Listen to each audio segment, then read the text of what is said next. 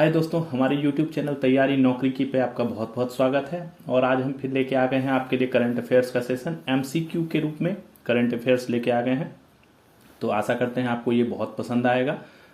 MCQ है, उसके options दिए हुए हैं और उसका डिस्क्रिप्शन जो है, विश्लेषण जो है वो नीचे बताया गया है।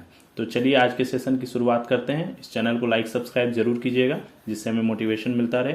तो चलिए हम अपने क्वेश्चन आंसर्स की शुरुआत करते हैं। तो आज का हमारा जो पहला है वो है करंट अफेयर्स MCQ विश्लेषण के साथ 11 नवंबर 2025 का ये है। पहला क्वेश्चन हम देखते हैं। पहला क्वेश्चन क्या है? भारत के किस राज्य में पहली बार टेक्टाइल किताबों से पढ़ाई करवाई जाएगी?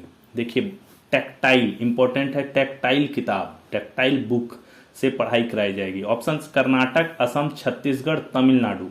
कहाँ पे करवाई जाएगी? तो देखिए, इसका ऑप्शन उत्तर है तमिलनाडु। तमिलनाडु में क्या हुआ है? तमिलनाडु के सभी सरकारी स्कूलों में दृष्टिबाधित छात्रों को, यानी जो आंख से नहीं देख सकते हैं, दृष्टिबाधित छात्रों को जो है टेक्टाइल किताबों से पढ़ाई करवाई जाएगी। ये किताबें क्या है? दृष्टिबाधित जो छात्र होते हैं उनको बेसिकली ब्रेल लिपि से जो है, ब्रेल लिपि के थ्रू पढ़ाया जाता है। जो ब्रेल लिपि होती है, टच करके जो है ब्रेल लिपि का जो है उस हिसाब से इनको पढ़ाया जाता है, ब्रेल लिपि के माध्यम से। ये किताबें ब्रेल लिपि पर ही आधारित है, परंतु इसमें क्या है? ग्राफिक्स, आकृति, डायग्राम को दृष्टिबाधित छात्रों को महसूस करवाया जाता है, यानी फील करवाया जाता है। जैसे किसी चीज का, जैसे आम की आकृति कैसी है या किसी भी चीज का डायग्राम कैसा है, उसको महसूस करवाया जाएगा। अर्थात बच्चे इन्हें छूकर किसी चीज की आकृति को महसूस कर सकेंगे, फील कर पाएंगे उनकी आकृति को, शेप को, साइज को।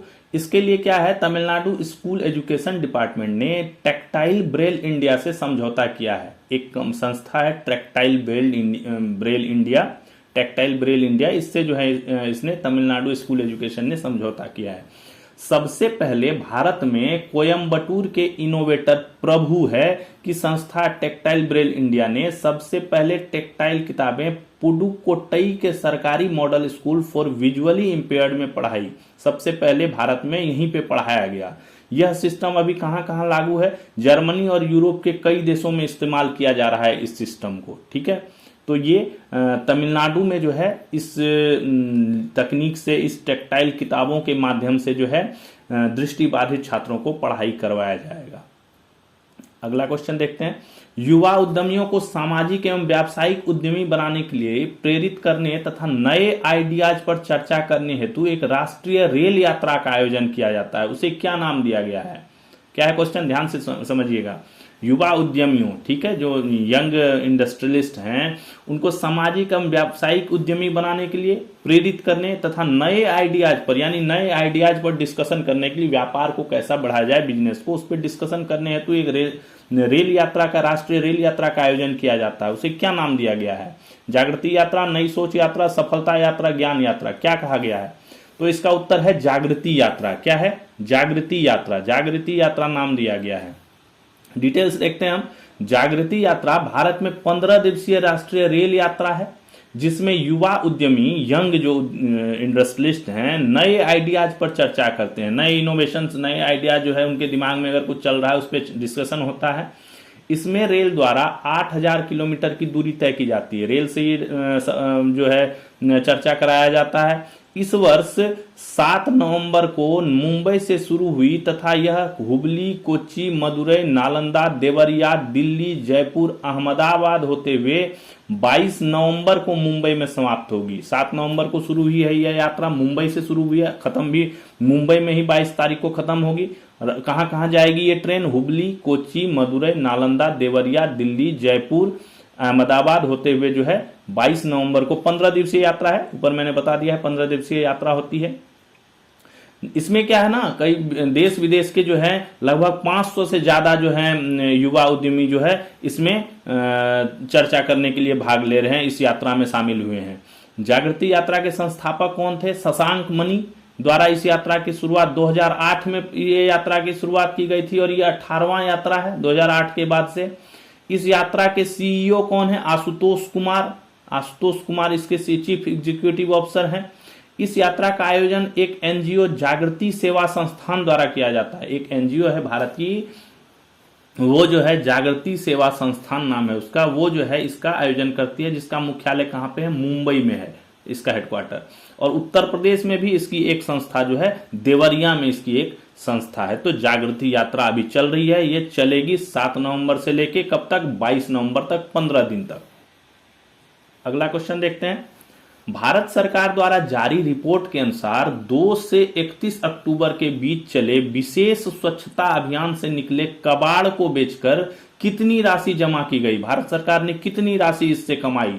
ठीक है, एक विशेष स्वच्छता अभियान चलाया गया था अभी 2 से 31 अक्टूबर के बीच में, इसमें जो है हर जगहों से जो है कबाड़ निकाले गए थे।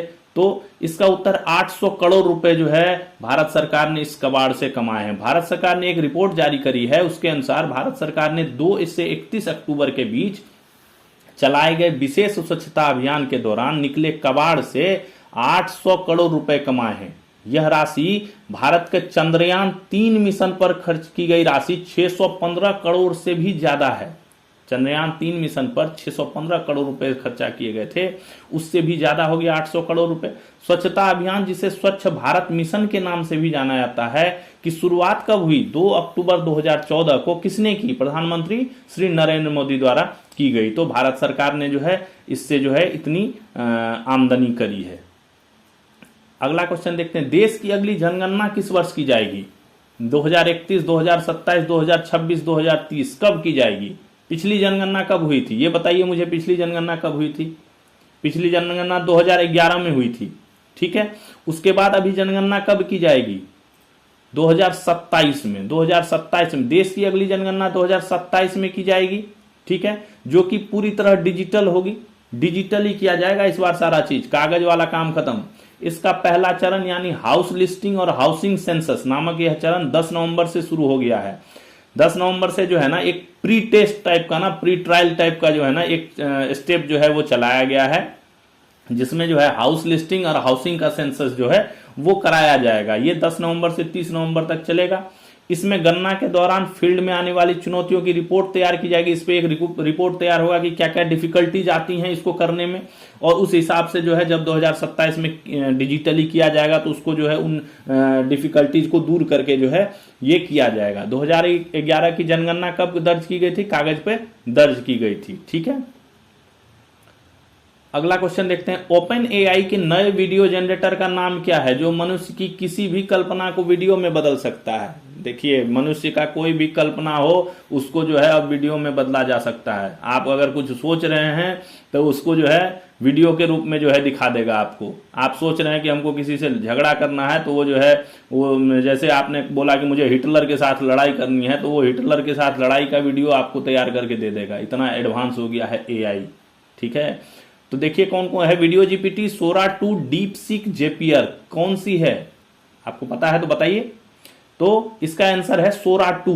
क्या है, सोरा 2। सोरा 2 जो है, सोरा 2 ओपन एआई द्वारा बनाया गया पहला वीडियो जनरेटर है। फर्स्ट वीडियो जनरेटर बनाया है ओपन एआई ने, जो यूजर्स की किसी भी कल्पना को वीडियो में बदल सकता है। कोई भी कल्पना आप करें कि आप जो है प्रधानमंत्री मोदी से मिल लिया, या प्रधानमंत्री से मोदी से जो है ना किसी ने अमेरिकी राष्ट्रपति डोनाल्ड ट्रंप ने मुलाकात की, उसका जो है वो एक वीडियो बना दो, तो वो वीडियो जो है उसको जनरेट कर देगा, वीडियो बना देगा। ठीक है ना, तो ये एक जो है ना वीडियो जनरेटर है, सोरा 2 नाम है इसका, ध्यान रखिएगा, सोरा 2। डीप सीक जो है ऊपर जो ऑप्शन में डीप सीक है, ये डीप सीक क्या है, ये भी एक एआई है, चाइनीज एआई स्टार्टअप है, जो क्या करता है, रीजनिंग वाले प्रॉब्लम को सॉल्व करता है। रीजनिंग वाला जो डिफिकल्ट प्रॉब्लम्स हैं उनको सॉल्व करने में डीप सीक का उपयोग किया जाता है। और ये जेपियर, जेपियर भी एक एआई है। इसका उपयोग किस लिए होता है, वेब एप्लीकेशन और सर्विसेज को कनेक्ट करने के लिए। जो वेबसाइट, वेब के एप्लीकेशंस होते हैं और सर्विसेज होते हैं, उनको एक जगह इकट्ठा करके जो है ये यूजर्स को प्रोवाइड कराता है, जेपियर। ठीक है, तो ये इसके हैं सोरा 2, ध्यान रखिएगा। अगला क्वेश्चन देखते हैं। जननी शिशु सुरक्षा कार्यक्रम किस मंत्रालय द्वारा चलाई जाने वाली योजना है। जननी शिशु सुरक्षा कार्यक्रम, जननी भी है शिशु भी है, दोनों चीज हैं। देखिए सुरक्षा कार्यक्रम, महिला एवं बाल विकास, स्वास्थ्य एवं परिवार कल्याण, रक्षा मंत्रालय, वित्त मंत्रालय, कौन चलाती है। इसका आंसर होगा स्वास्थ्य एवं परिवार कल्याण मंत्रालय। कौन चलाती है, स्वास्थ्य एवं परिवार कल्याण मंत्रालय। जब भी जननी और शिशु सुरक्षा की बात हो रही है तो स्वास्थ्य एवं परिवार कल्याण पे जो है हमने जाना है, ध्यान रखना है, स्वास्थ्य एवं परिवार कल्याण मंत्रालय होगा। जननी शिशु सुरक्षा कार्यक्रम JSSK काफी फेमस है, देश में ये योजना काफी फेमस है JSSK, इससे काफी क्वेश्चंस भी आते हैं। स्वास्थ्य एवं परिवार कल्याण मंत्रालय, गृह मंत्रालय के अंतर्गत ही ये आता है, स्वास्थ्य एवं परिवार कल्याण मंत्रालय द्वारा चलाई जाने वाली एक योजना है। इसमें क्या होता है, गर्भवती स्त्रियों, जो प्रेग्नेंट लेडीज हैं और नवजात बच्चों, न्यूबॉर्न बेबीज जो हैं, उनको 1 वर्ष की उम्र तक जो है सभी सरकारी स्वास्थ्य संस्थाओं में मुफ्त एवं कैशलेस उपचार प्रदान किया जाता है। ठीक है, गर्भवती स्त्री का जो गर्भवती का टाइम है उस पीरियड में, और उसके बाद जब बच्चा हो जाता है तो उस बच्चे को अगले 1 वर्ष तक जो है वो मुफ्त एवं कैशलेस उपचार जो है दिया जाता है। इस योजना की शुरुआत कब हुई? जून 2011 में। ठीक है, जून 2011 में शुरू किया गया। इसमें जो है ना शुरू में लिमिटेड रखा गया था, ठीक है ना, प्रेग्नेंट लेडीज के संस्थागत प्रसव और बीमार शिशुओं के इलाज के लिए किया गया था इसका। ठीक है, पहले इसमें 48 घंटे तक ही मुफ्त इलाज प्रदान किया जाता, परंतु क्या हुआ 2014 में इसको जो है ब्रॉड कर दिया गया, विस्तार कर दिया गया, और 1 साल तथा इसमें प्रसव के दौरान मुफ्त रक्त, भोजन, परिवहन इत्यादि को भी जोड़ा गया। यानी इसका जो है 2014 में थोड़ा सा विस्तार किया गया, और उसमें जो है अवधि जो है बच्चों की जो है वो बढ़ा के 1 साल तक कर दी गई, नवजात बच्चों की।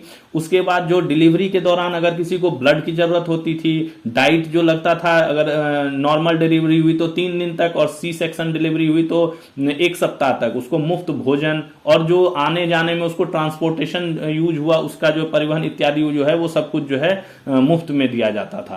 तो ये स्वास्थ्य एवं परिवार कल्याण मंत्रालय द्वारा चलाई गई योजना है जननी शिशु सुरक्षा कार्यक्रम। ध्यान रखिए, बहुत इंपॉर्टेंट है। अगला क्वेश्चन है, दुनिया का सबसे ऊंचा सिखों का निशान साहिब कहां स्थित है? निशान साहिब, ठीक है, श्री ननकाना साहिब, डेरा बाबा नानक, श्री गुरु ग्रंथ साहिब जी बुलंदपुरी, सुल्तानपुर लोधी, कहां पे स्थित है? पता है आपको? बताइए। गौ श्री गुरु ग्रंथ साहिब जी बुलंदपुरी, ये जगह पे स्थित है, श्री गुरु ग्रंथ साहिब जी बुलंदपुरी में स्थित है। ये श्री गुरु ग्रंथ साहिब जी बुलंदपुरी दुनिया का सबसे ऊंचा सिखों का निशान साहिब। ये क्या है ना, सबसे ऊंचा एक मार्क है निशान साहिब। निशान से ही आपको पता चल जाएगा, निशान एक मार्क, निशान साहिब है, वहां पे ना सिखों का जो है ना वो लगाया जाता है। ठीक है, एक इनका झंडा टाइप का होता है, कपड़े का होता है, वो निशान साहिब होता है, पवित्र माना जाता है इसको, वो लगाया जाता है। ये कहाँ पे है? जालंधर के पास श्री गुरु ग्रंथ साहिब जी बुलंदपुरी में स्थित है। जालंधर के पास एक जगह है श्री गुरु ग्रंथ सिंह साहिब जी बुलंदपुरी, वहां पे स्थित है। इसकी ऊंचाई 255 फीट है। ठीक है, ये विश्व का सबसे ऊंचा निशान साहिब है। इस वर्ष 5 नवंबर को क्या हुआ था? गुरु नानक देव जी का कैवां प्रकाश उत्सव मनाया गया, 555वां प्रकाश उत्सव मनाया गया। ये सिखों के कौन थे? पहले गुरु कौन थे? सिखों के पहले गुरु श्री गुरु नानक सिंह जी, है ना, गुरु नानक देव जी थे। तो ये सिख धर्म के संस्थापक भी थे, स्थापना भी इन्होंने सिख धर्म की थी, प्रथम गुरु और संस्थापक दोनों थे। इसी प्रकाशोत्सव के अवसर पर 10 नवंबर से 19 नवंबर तक 10 दिवसीय समागम शुरू किया गया है। एक कार्यक्रम जो है पंजाब में भी शुरू किया गया है, 10 नवंबर से 19 नवंबर तक 10 दिवसीय समागम कार्यक्रम शुरू किया गया। इसके तहत एक उत्सव मनाया जाता है। क्या है उत्सव का नाम? इंपॉर्टेंट है, ध्यान रखिए, जिसके तहत बलियो चरागू उत्सव मनाया जा रहा है। ठीक है, ये एक सिखों का उत्सव है, बलियो चरागू उत्सव। ये जो 10 दिन का समागम है, इसी दौरान ये गुरु नानक देव जी की जयंती के अवसर पे मनाया जा रहा है।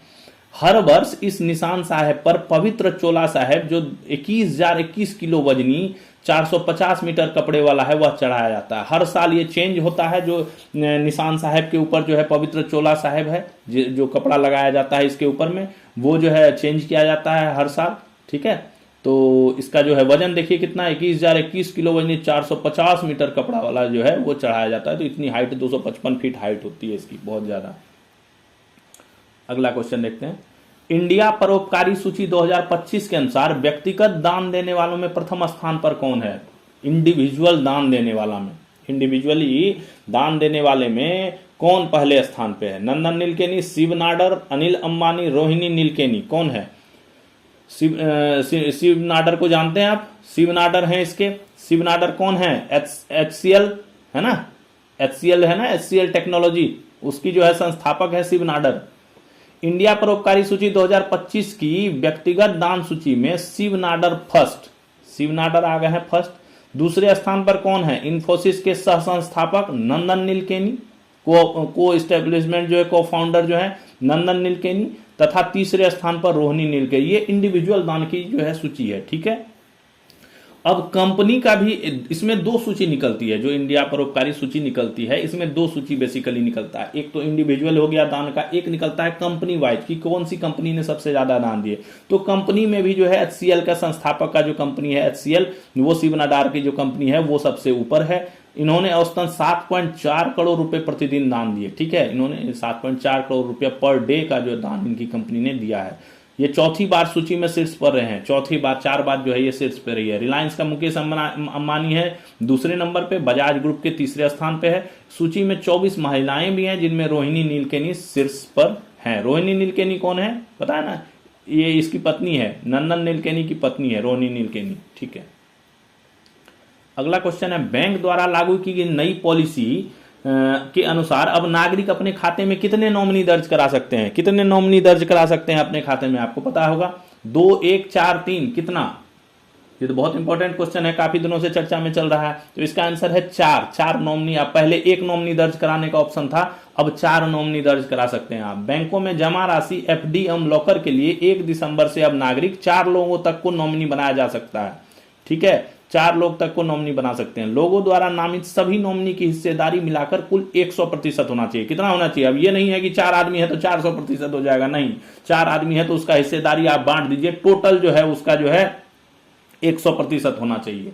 यानी अगर आपने 4 आदमी को बनाया और आप चाहते हैं कि सबको बराबर बराबर हिस्सा मिले, अगर हमें कुछ हो जाए तो हम ये जो हमारा पैसा है, जमा राशि है, FD है, तो उसमें 25-25% करके चारों को देना पड़ेगा, तब जाके 100% पूरा होगा। इसी तरह आप जो है उसको डिवाइड कर सकते हैं, किसी को 35 दे सकते हैं, किसी को 25 दे सकते हैं, मतलब लेकिन टोटल जो है 100% होना चाहिए। ठीक है, कदम ये जो है क्यों उठाया गया? ठीक है, ये कदम बैंकों में जमा 67,000 करोड़ से अधिक की लावारिस जमा राशि को कम करने के लिए जो है उठाया गया है। बहुत ज्यादा लावारिस राशि हो गई थी जमा बैंकों में, तो उसमें काफी इशू ये आ रहा था कि नॉमिनी ही नहीं थे, लीगल नॉमिनी उपलब्ध नहीं होते थे। तो उसी को जो है कम करने के लिए ये कदम सरकार ने उठाया है। अगला क्वेश्चन देखते हैं, भारत की सबसे बड़ी एसेट मैनेजमेंट संस्था कौन सी है? Asset management, LIC, Tata, SBI, UTI, कौन सी है? तो इसका उत्तर है LIC। LIC जो है सबसे बड़ी एसेट मैनेजमेंट संस्था हो गई है आज के डेट में। LIC का एसेट अंडर मैनेजमेंट, एसेट क्या है ना, लोगों के पैसे को मैनेजमेंट करना। ठीक है ना, लोग कहीं जो उसमें लगाते हैं, म्यूचुअल फंड लगाते हैं और भी कहीं पे अपना पैसा लगाते हैं, इन्वेस्टमेंट में इन्वेस्ट करते हैं, शेयरों में इन्वेस्ट करते हैं, इन सब जगहों पे लगाते हैं। तो ये पैसा का मैनेजमेंट करती है, ये क्या है ना, लोगों के पैसे का मैनेजमेंट करती है। तो LIC क्या है, एसेट अंडर मैनेजमेंट आज के डेट में 57 ट्रिलियन यानी 57 लाख करोड़ रुपए हो गया है।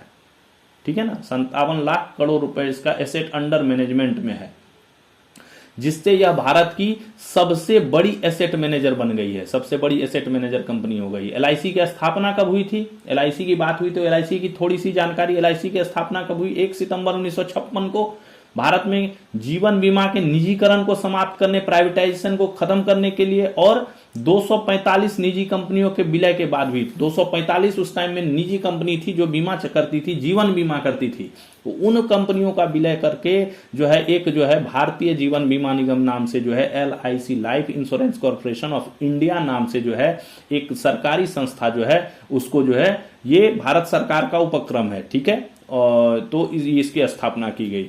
आज LIC के पास 15 लाख एजेंट का नेटवर्क है, जो कि बीमा उद्योग के कुल एजेंट का 47% है। टोटल जो इंडिया में बीमा उद्योग है उसमें जितने एजेंट हैं उसका 47% एजेंट सिर्फ LIC के पास है। तो इसका ब्रॉड नेटवर्क है और काफी बड़ा क्षेत्र है इसका। अगला क्वेश्चन, टेनिस की हेलेनिक चैंपियनशिप का खिताब किसने जीता? लोरेंजो मुसेट्टी, नोवाक जोकोविक, केन रोजवॉल, रोजर फेडरर, किसने जीता टेनिस की हेलेनिक चैंपियनशिप? ठीक है, इसका उत्तर है नोवाक जोकोविक।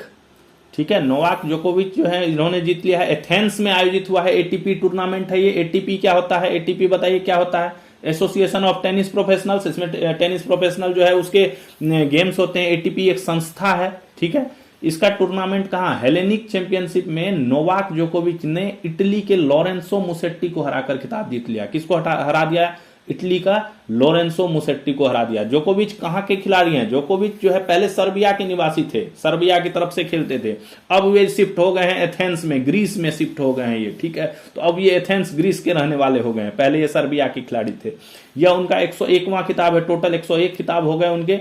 और एटीपी खिताब जीतने वाली जो ये गेम्स है, इसका खिताब जीतने वाले सबसे उम्रदराज खिलाड़ी बन गए, सबसे एजेड खिलाड़ी जो है ये आज के डेट में ये बन गए हैं नोवाक जोकोविच, ठीक है। अगला क्वेश्चन देखते हैं। इस वर्ष के विमेंस बिग बैश लीग में भारत की कौन सी महिला क्रिकेटर खेल रही है? विमेंस बिग बैश लीग कहां होता है, कौन खेल रही है बताइए? ऋचा घोष, जेमिमा रोड्रिक्स, हरमनप्रीत कौर, दीप्ति शर्मा, ठीक है। तो इसका आंसर है जेमिमा रोड्रिक्स, ख नंबर जेमिमा रोड्रिक्स, ठीक है। वैसे ये है इंडियन, नाम से लग रहा होगा ये विदेशी है, लेकिन ये है इंडियन, ठीक है ना, Jemimah Rodrigues. Jemimah Rodrigues women's big bash league कहां पे खेला जाता है? ऑस्ट्रेलिया में खेले जाने वाली क्रिकेट की प्रीमियर लीग प्रतियोगिता है, ठीक है। ये ऑस्ट्रेलिया में खेली जाती है। द 100 कहां पे खेली जाती है बताइएगा कमेंट में। द 100 कहां पे खेले जाने वाली प्रीमियर लीग प्रतियोगिता है? ये क्वेश्चन है आपके लिए, आप कमेंट में इसका आंसर दीजिए, ठीक है।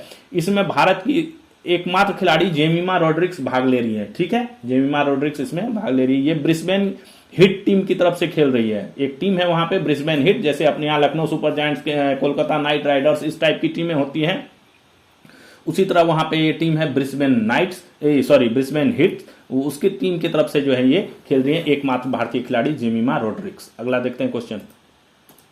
किस खिलाड़ी ने फर्स्ट क्लास क्रिकेट के इतिहास में सबसे तेज अर्धशतक लगाने का रिकॉर्ड बनाया? फर्स्ट क्लास क्रिकेट, नोट ये जो इंटरनेशनल क्रिकेट होता है उसमें नहीं, फर्स्ट क्लास क्रिकेट की बात हो रही है। सबसे तेज अर्धशतक राहुल दलाल, किशन लिंगदो, आकाश चौधरी, पारस डोगरा, किसने बनाया है? आंसर होगा इसका ग, आकाश चौधरी। आकाश चौधरी कौन है? फर्स्ट क्लास क्रिकेट के 253 वर्ष के इतिहास में 9 नवंबर को रणजी ट्रॉफी का मैच चल रहा है के दौरान मेघालय के आकाश चौधरी ने अरुणाचल प्रदेश की टीम के खिलाफ खेलते हुए सबसे तेज अर्धशतक का रिकॉर्ड बनाया है, ठीक है। सबसे तेज अर्धशतक इन्होंने लगाया है। इन्होंने कितने गेंद में अर्धशतक बना दिया? इन्होंने 11 गेंदों में अर्धशतक बना दिया, ठीक है, जिसमें लगातार 8 गेंदों में इन्होंने क्या किए हैं? छक्के लगाए हैं। 8 गेंदों में इन्होंने कंटिन्यू छक्का लगाया है, ठीक है। 8 छक्का 48 तो ऐसे ही हो गए, ठीक है। इन्होंने इंग्लैंड के वेन व्हाइट, जिन्होंने 12 गेंद में अर्धशतक लगाया था, का रिकॉर्ड तोड़ दिया है। 2012 ईस्वी की बात है ये, ठीक है। 2012 में वेन व्हाइट ने जो है 12 गेंदों में अर्धशतक लगाया था, तो उसका रिकॉर्ड जो है इन्होंने तोड़ दिया है। फर्स्ट क्लास क्रिकेट में लगातार 8 गेंदों में छक्के लगाने वाले पहले बल्लेबाज हो गए हैं। फर्स्ट क्लास क्रिकेट में पहला बल्लेबाज है जो लगातार 8 गेंदों में छक्का लगाया। एक ओवर में अभी 6 छक्का भी इसने लगाया है। लिमार डाबी है, अरुणाचल प्रदेश का बॉलर है, उसके खिलाफ जो है इन्होंने एक ही ओवर में कंटिन्यू 6 गेंदों में 6 छक्के लगाए। ये तीसरे बैट्समैन हो गए 6 छक्के लगाने वाला फर्स्ट क्लास क्रिकेट में। इससे पहले सबसे पहला रिकॉर्ड गैरी सोबर्स का है और दूसरा रिकॉर्ड रवि शास्त्री का है। तो उसके बाद जो है ये तीसरे बल्लेबाज हो गए हैं जिन्होंने ये कारनामा किया है, ठीक है, फर्स्ट क्लास क्रिकेट में। अगला question, Ashes trophy, Ashes series किन 2 देशों के बीच खेले जाने वाला टूर्नामेंट है? किन 2 देशों के बीच खेला जाता है? भारत ऑस्ट्रेलिया, इंग्लैंड दक्षिण अफ्रीका, इंग्लैंड भारत, किसके बीच खेला जाता है? बहुत इंपॉर्टेंट है, जो क्रिकेट के जानकार होंगे उनको तो पता ही होगा ये। तो कौन है? इंग्लैंड ऑस्ट्रेलिया, ठीक है। ख नंबर इसका आंसर है इंग्लैंड ऑस्ट्रेलिया। एसेज सीरीज जो है इंग्लैंड एवं ऑस्ट्रेलिया के बीच हर 2 वर्ष पर आयोजित की जाती है, हर 2 साल पर आयोजित होती है। इस वर्ष कब होना है? ये 21 नवंबर से शुरू हो रहा है, ठीक है। इसमें सामान्यतः कितने टेस्ट मैच की सीरीज खेली जाती है? 5। पहले जो है जब ये शुरू हुई थी तो कभी 4 भी खेले गए हैं, कुछ सालों तक 6 भी खेले गए हैं, ठीक है। अभी जो है जो इधर से चला आ रहा है वो है 5 टेस्ट मैच की सीरीज, ठीक है। ये खेला जाता है। पिछला एसेज सीरीज कब हुआ? 2023 में, 2 साल पे होता है तो पता ही है। 25 चल रहा है तो इससे पहले 2023 में हुआ होगा। कहां हुआ? इंग्लैंड में हुआ था। और जीता किसने था? ऑस्ट्रेलिया ने जीता था। ऑस्ट्रेलिया का इसमें जो है दबदबा बना हुआ है। 1883 से यह प्रतियोगिता आयोजित की जाती है जिसमें ऑस्ट्रेलिया ने जो है सबसे ज्यादा जीते हैं। ऑस्ट्रेलिया और इंग्लैंड 2 ही टीमें हैं। ऑस्ट्रेलिया सबसे ज्यादा जीती है, 34 सीरीज जीत रखी है। इंग्लैंड कितना जीता है? 32 सीरीज, ठीक है। ज्यादा का फासला नहीं है, बट ऑस्ट्रेलिया आगे है। 7 सीरीज जो है वो ड्रॉ रहा है, ठीक है। तो ये अभी शुरू होने जा रहा है 21 नवंबर से, ठीक है। इंग्लैंड ऑस्ट्रेलिया एसेज, ध्यान रखिएगा। आयरन मैन ट्राइथलॉन का 5वां संस्करण कहां आयोजित किया गया? आयरन मैन ट्राइथलॉन बहुत इंपॉर्टेंट है, प्रधानमंत्री भी इसकी चर्चा कर चुके हैं कई बार, ठीक है, उन्होंने ट्वीट करके भी काफी इस पे कमेंट किया है। का 5वां संस्करण कहाँ आयोजित किया गया? गोवा, मुंबई, देहरादून, सूरत, कहाँ किया गया?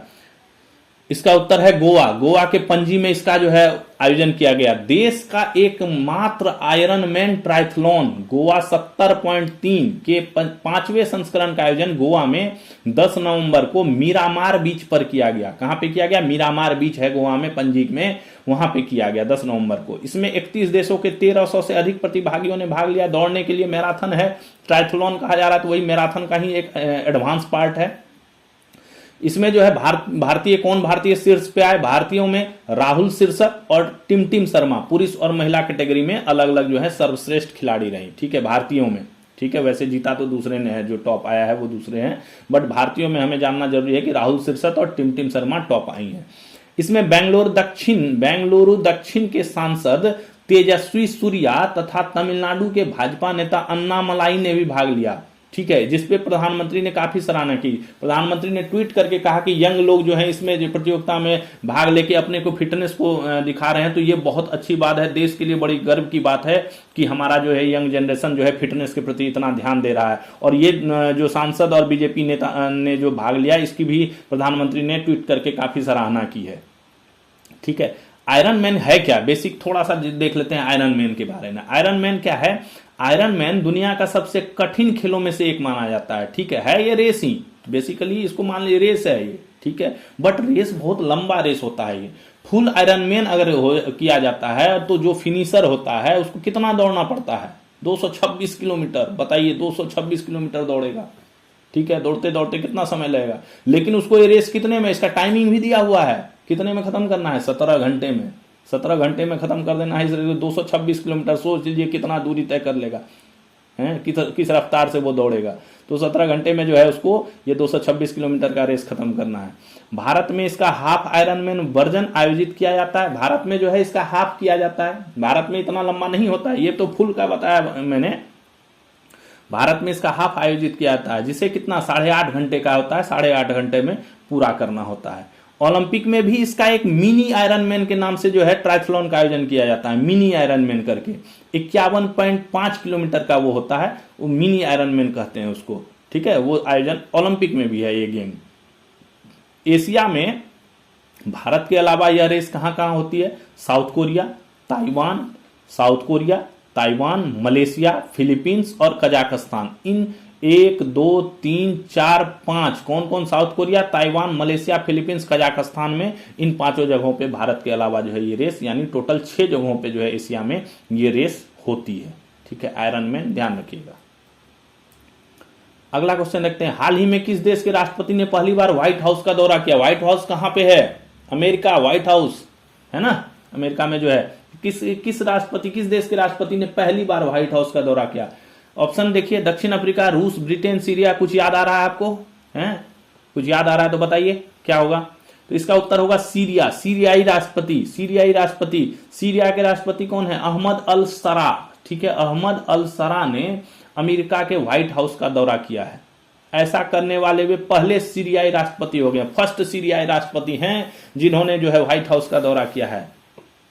इससे पहले मुलाकात हुई थी अमेरिकी राष्ट्रपति से, बट अमेरिका नहीं आए थे वो। संयुक्त राष्ट्र की सुरक्षा परिषद द्वारा 2013 में इन्हें वैश्विक आतंकी घोषित कर 88 करोड़ का इनाम रखा था। यही संयुक्त राष्ट्र अमेरिका है जिसने इसको वैश्विक आतंकी घोषित कर दिया था। ठीक है, 2013 में बोला था कि ये वैश्विक आतंकी है, उस सूची में इसको डाल दिया था और इस पर 88 करोड़ का इनाम भी रखा गया था पकड़ने वाले पर। ये तो कितना 14-15 साल जो है भगोड़े की स्थिति में रहे ये अहमद अल सरा।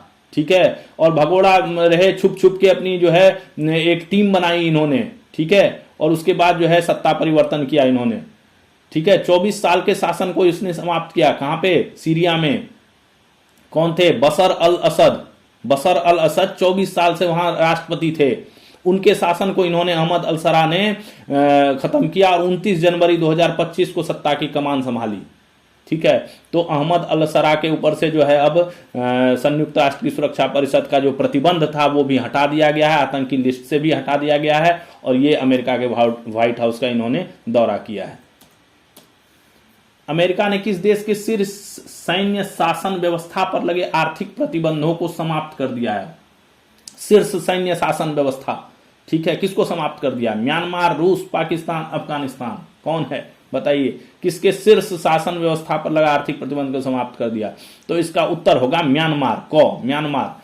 अमेरिकी सरकार ने जुलाई 25 में म्यांमार की सैन्य शासन व्यवस्था के प्रमुख मिन आंग ह्लाइंग के करीबियों तथा उनकी कंपनियों पर आर्थिक प्रतिबंध को हटाने का आदेश जारी किया है। जुलाई 2025 में लगा दिया था इस पे, ठीक है। म्यांमार की सैन्य सेना के प्रमुख उनकी कंपनियों पर जो है आर्थिक प्रतिबंध लगा दिया गया था, उसको जो है अब हटा दिया गया है इमीडिएट इफेक्ट से। मिन आंग जो है 2021 में देश के शीर्ष सैन्य जनरल बने थे। ये टॉप मोस्ट जो है सैन्य जनरल जो है, आर्मी जनरल जो है, ये हैं म्यांमार के, ठीक है। इसके हटाने के पीछे का बेसिक कारण क्या है अमेरिका का? यह कदम अमेरिका ने चीन पर अपनी निर्भरता कम करने तथा म्यांमार के संसाधनों विशेषकर रेयर अर्थ मिनरल की दिशा में उठाए। एक मैंने रेयर अर्थ मिनरल पे जो है काफी लंबा डिस्कशन किया था किसी सेशन में 2-3 दिन पहले, तो आप उस पे जाके देख सकते हैं। रेयर अर्थ मिनरल जो है ये एक जो है नेचुरल खनिज है जिसका उपयोग जो है सेमीकंडक्टरों, चीप इलेक्ट्रॉनिक्स आइटम्स और काफी चीजों में जो है इसका मोबाइल्स वगैरह में काफी इसका उपयोग किया जाता है। तो ये म्यांमार के पास बहुत ज्यादा है, तो उसी का जो है लाभ उठाने के लिए और चीन पर निर्भरता कम करने के लिए जो है ये, इसलिए अमेरिकी सरकार ने जो है इस पे आर्थिक प्रतिबंध जो है इस पे हटा दिया है। अगला देखते हैं, किस देश में विगत 7 दिनों में दूसरा तूफान आया है? कौन सा देश? तूफान ही तूफान आया जा रहा है। म्यांमार, फिलीपींस, बैंकॉक, युगांडा, कहां? उत्तर है इसका फिलीपींस। फिलीपींस में विगत 7 दिनों में 2 तूफान आया। आपको पता ही होगा, इससे अभी पिछले सप्ताह जो है कालमाएगी नामक तूफान आया था। अब क्या आ गया है यहाँ पे? सुपर तूफान आया है फंगवोंग। नाम क्या है? फंगवोंग, याद रखिएगा, फंगवोंग नाम से फिलीपींस में तूफान आया, सुपर तूफान। अगला क्वेश्चन, किस राज्य के कैबिनेट ने बहुविवाह निषेध विधेयक को मंजूरी दे दी है? किस राज्य के कैबिनेट ने? असम, पश्चिम बंगाल, त्रिपुरा, अरुणाचल प्रदेश। आंसर बताइए। इसका आंसर होगा असम। असम राज्य के कैबिनेट ने बहुविवाह को रोकने संबंधी विधेयक, जिसको बहुविवाह निषेध विधेयक 2025 नाम दिया गया है, को मंजूरी दे दी है, ठीक है। यानी अब बहुविवाह वहां नहीं कर पाइएगा, ठीक है। बहुविवाह वहां मुश्किल हो गया है। 25 नवंबर को विधानसभा में यह बिल पेश किया गया, ठीक है। 25 नवंबर को पेश हो गया, किया जाएगा। ये अपना कैबिनेट ने पास कर दिया है। 25 नवंबर को विधानसभा में पेश होगा और जैसे ही वहां से मंजूरी मिलेगी बहुमत से, उसके बाद इसको लागू कर दिया जाएगा। इसके तहत बहुविवाह करने पर 7 साल तक की सजा का प्रावधान रखा गया। अगर 2-3 पत्नी आप रखते हैं, बहुविवाह करते हैं, तो 7 साल की सजा के लिए आप तैयार हो जाइए, ठीक है। तो ये यहाँ का कानून लागू होने जा रहा है। वर्तमान मुख्यमंत्री कौन है असम के? हिमंता बिस्वा शर्मा। अगला क्वेश्चन देखते हैं, किस संगठन ने ईपीएफओ के साथ मिलकर पेंशन भोगियों के लिए घर घर डिजिटल लाइफ सर्टिफिकेट सेवा शुरू की? घर घर जाके डिजिटल लाइफ सर्टिफिकेट सेवा देगी। State bank of India, Punjab national bank, UTI, Indian post payments bank. किसने किया है? इसका उत्तर है इंडिया पोस्ट पेमेंट्स बैंक, जो पोस्ट ऑफिस की जो है इंडिया पोस्ट पेमेंट बैंक। कर्मचारियों के भविष्य निधि संगठन ईपीएफओ ने अपने पेंशनर्स हेतु, ये सिर्फ इनके पेंशनर्स की बात हो रही है, ये ऑल पेंशनर्स की बात नहीं हो रही है, सिर्फ ईपीएफओ के पेंशनर्स की बात हो रही है, हेतु यह सेवा शुरू की है। इसके तहत उनको इंडिया पोस्ट पेमेंट बैंक द्वारा घर बैठे डिजिटल जीवन प्रमाण पत्र जारी किया जाएगा। ये जो है इंडिया पोस्ट पेमेंट बैंक जो है इनको घर घर जाकर जो है अपने जो डाकिये हैं या और भी वो हैं उनके माध्यम से जो है इनके घर पे ही जाकर इनको डिजिटली जीवन प्रमाण पत्र जो है जारी करेगा। ये इनका कॉन्ट्रैक्ट हुआ है ईपीएफओ और इंडिया पोस्ट पेमेंट बैंक का।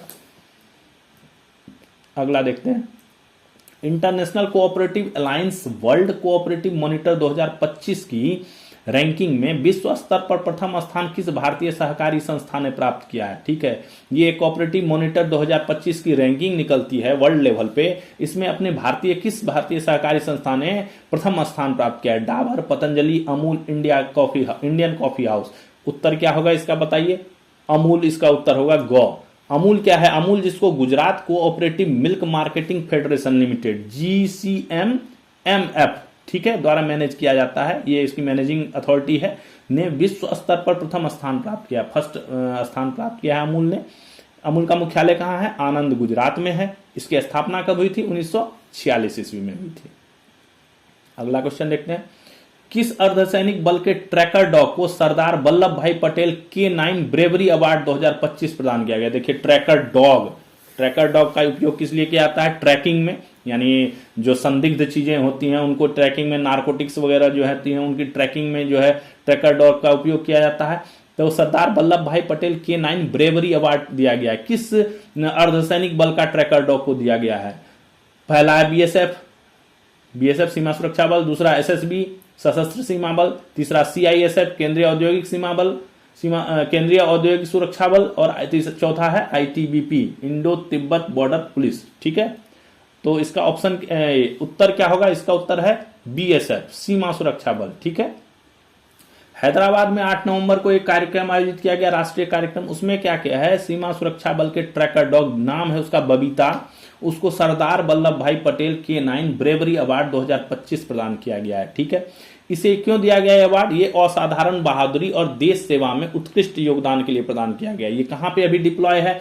ये पंजाब बॉर्डर पे अमृतसर इलाके में जो है इसकी डिप्लॉयमेंट है, वहां ये ड्यूटी देती है। ठीक है, यानी इस ट्रैकर डॉग बबीता का इस्तेमाल वहां पे किया जा रहा है। तो इसकी बहादुरी और देश सेवा में उत्कृष्ट योगदान के लिए इसको जो ये अवार्ड दिया गया है। अगला, भारत के किस खिलाड़ी को ऑस्ट्रेलिया के साथ हुए T20 सीरीज के बाद impact player of the series का पुरस्कार दिया गया? इंपैक्ट प्लेयर यानी प्रभाव देने वाला प्लेयर है ना। अभिषेक शर्मा, वाशिंगटन सुंदर, सूर्य कुमार यादव, शुभमन गिल। बताइए किसको दिया गया है? सभी ने मैच देखा होगा, ऑस्ट्रेलिया और भारत वाला T20 सीरीज, और उसके बाद जो पुरस्कार की घोषणा हो गई वो भी देखा होगा। किसको दिया गया? तो इसका उत्तर है वाशिंगटन सुंदर को दिया गया। भारतीय खिलाड़ी वाशिंगटन सुंदर को भारत ऑस्ट्रेलिया के बीच खेले गए 5 मैचों की T20 सीरीज, जिसको भारत ने 2-1 से जीता है, उसके बाद impact player of the series का पुरस्कार प्रदान किया गया। इन्होंने क्या किया था? आखिरी मैच में 23 गेंदों में 49 रन बनाए थे और भारत को विजयता यानी जिताने में जो है काफी मदद करी थी, काफी उपयोगी रन बनाए थे इन्होंने। वाशिंगटन सुंदर। भारत के अनीस भानवाला ने ISSF विश्व निशानेबाजी चैंपियनशिप में कौन सा पदक जीता है? स्वर्ण, रजत, कांस्य, कोई पदक नहीं। भारत के हैं निशानेबाज अनीश भानवाला, इसने क्या जीता है? तो इन्होंने क्या किया है? रजत पदक जीत लिया है। विश्व निशानेबाजी चैंपियनशिप में रजत पदक जीता है। भारतीय निशानेबाज अनीश भानवाला ने कायरो में चल रहे ISSF विश्व निशानेबाजी चैंपियनशिप में 25 मीटर रैपिड फायर पिस्टल में रजत पदक जो है जीत लिया है। अगला देखते हैं, 9 नवंबर 2025 को किस राज्य ने अपनी स्थापना का रजत जयंती वर्ष मनाया है? बताइए 9 नवंबर 2025 को किस राज्य ने अपना स्थापना का रजत जयंती वर्ष मनाया? ये तो सबको पता ही होगा मुझे लगता है। झारखंड, छत्तीसगढ़, उत्तराखंड, आंध्र प्रदेश, किसने मनाया है? तो इसका उत्तर है छत्तीसगढ़, है ना? छत्तीसगढ़ है ना? नहीं, इसका उत्तर है उत्तराखंड। ठीक है, छत्तीसगढ़ कब मनाता है? 1 नवंबर को। ध्यान रखिए, छत्तीसगढ़ 1 नवंबर को मनाता है, उत्तराखंड मनाता है 9 नवंबर को। ठीक है, तो चलिए अब देखते हैं इसका विश्लेषण। 9 नवंबर 2025 को उत्तराखंड ने अपनी स्थापना के 25 वर्ष पूर्ण होने पर रजत जयंती समारोह मनाया है 9 नवंबर को। ठीक है, वन अनुसंधान परिषद में कार्यक्रम का आयोजन किया गया। वन अनुसंधान परिषद कहां पे है? उत्तराखंड में, है ना? वहां पे जो है इसका आयोजन किया गया, जिसमें प्रधानमंत्री श्री नरेंद्र मोदी ने भाग लिया। प्रधानमंत्री ने उत्तराखंड को भारत के आध्यात्मिक जीवन की धड़कन बताया है। भारत के आध्यात्मिक जीवन की धड़कन बताया है इसे।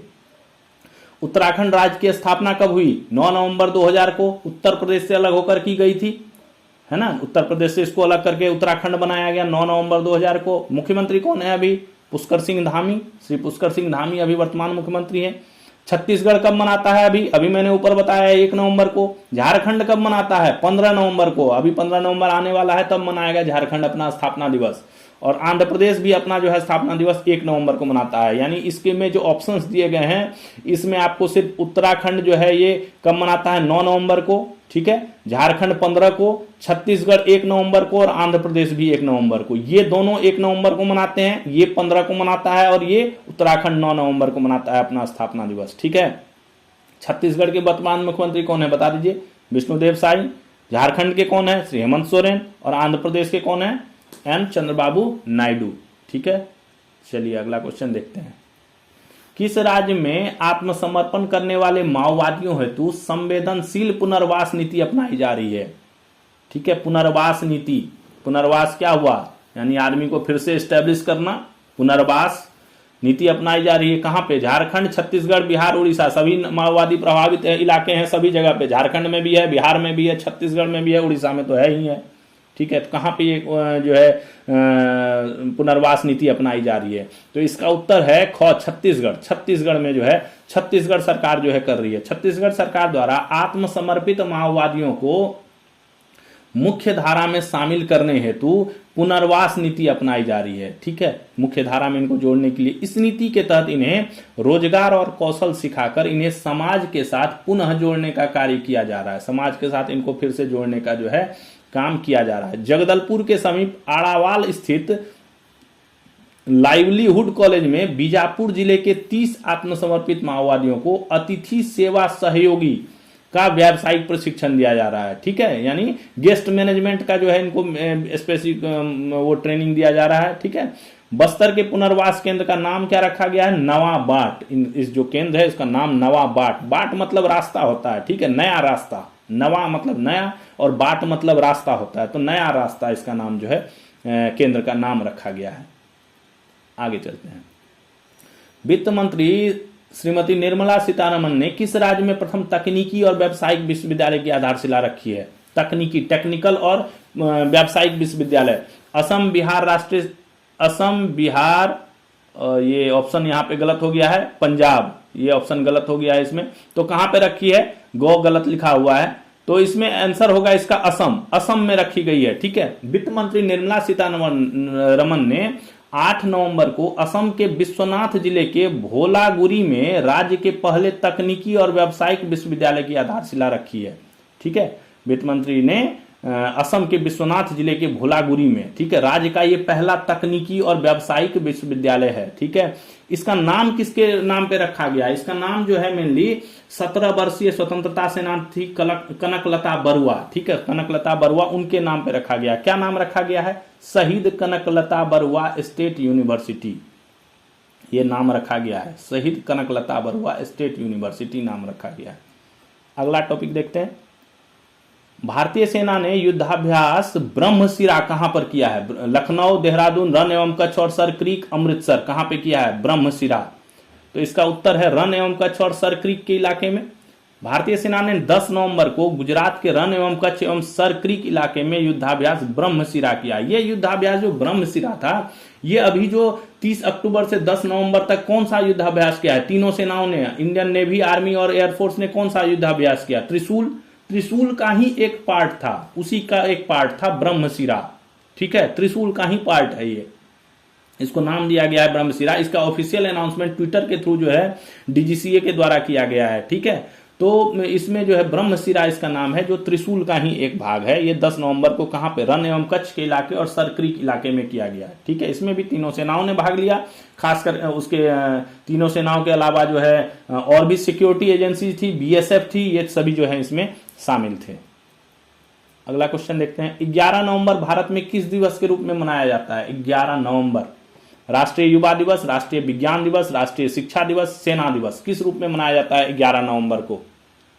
ठीक है, तो 11 नवंबर जो है हमारे देश में राष्ट्रीय शिक्षा दिवस के रूप में मनाया जाता है। राष्ट्रीय शिक्षा दिवस के रूप में। क्यों 11 नवंबर को भारत में राष्ट्रीय शिक्षा दिवस के रूप में मनाया जाता है? क्यों मनाया जाता है? इसे स्वतंत्र भारत के पहले शिक्षा मंत्री कौन थे? मौलाना अबुल कलाम आजाद। उनका जो जन्मदिन के सम्मान में इसे मनाया जाता है, बर्थडे का सेलिब्रेशन है, इनका जयंती है, उसके सम्मान में ये जो है राष्ट्रीय शिक्षा दिवस मनाया जाता है। जन्म कब हुआ था इनका? 11 नवंबर 1888 को हुआ था, तथा इन्होंने भारत की शिक्षा प्रणाली की नींव रखने में इंपॉर्टेंट भूमिका निभाई थी। इसीलिए जो है इस दिन को भारत में राष्ट्रीय शिक्षा दिवस के रूप में मनाया जाता है।